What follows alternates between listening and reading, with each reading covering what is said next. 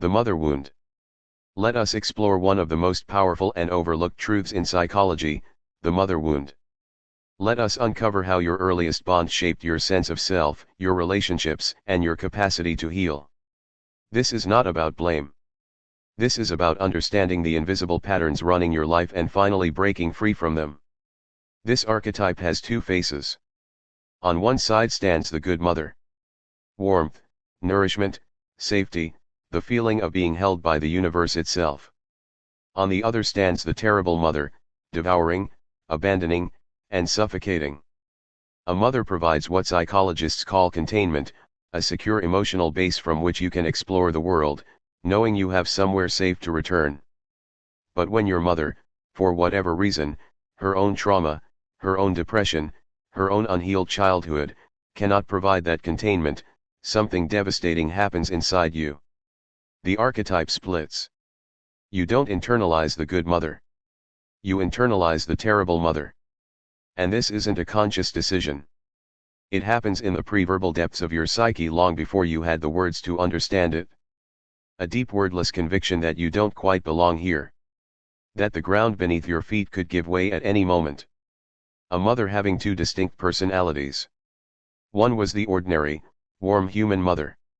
Another mother was uncanny, an archaic, almost otherworldly presence that unsettled a person deeply. A French psychoanalyst coined the term the dead mother complex. A woman who is there in body but gone in spirit. She might be depressed, dissociated, consumed by her own grief or anxiety, or simply emotionally unreachable. As adults, these children often experience a chronic low-grade depression that doesn't feel like sadness.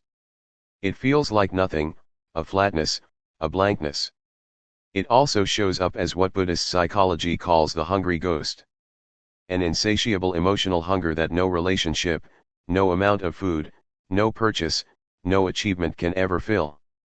In relationships, you might become anxious and clingy, unconsciously demanding that your partner fill a void that was created in infancy, or you might swing to the opposite extreme and become avoidant, building walls so high that no one can ever get close enough to abandon you again. The mother is our first model for the body. If she was disconnected from her own physicality, if she rejected her femininity or treated her body as an enemy, you may have absorbed that template without ever realizing it. Your mother is the first feminine presence in your life. She becomes the living template for what psychologists call the anima, the inner feminine archetype that governs your capacity for relationship, emotional depth, creativity, and connection to the unconscious. If your relationship with your mother was marked by pain, punishment, or emotional absence, you become distorted. Healing for a man means learning to separate the anima from the personal mother. It means allowing the women in your life to be who they actually are rather than screens onto which you project your unresolved longing. For women, the mother wound cuts in a different but equally deep direction. Daughter's relationship with her mother shapes her entire sense of feminine identity. If the mother was controlling or emotionally invasive, the daughter may unconsciously reject her own femininity, building an intellectual fortress to create a space where the mother cannot reach her.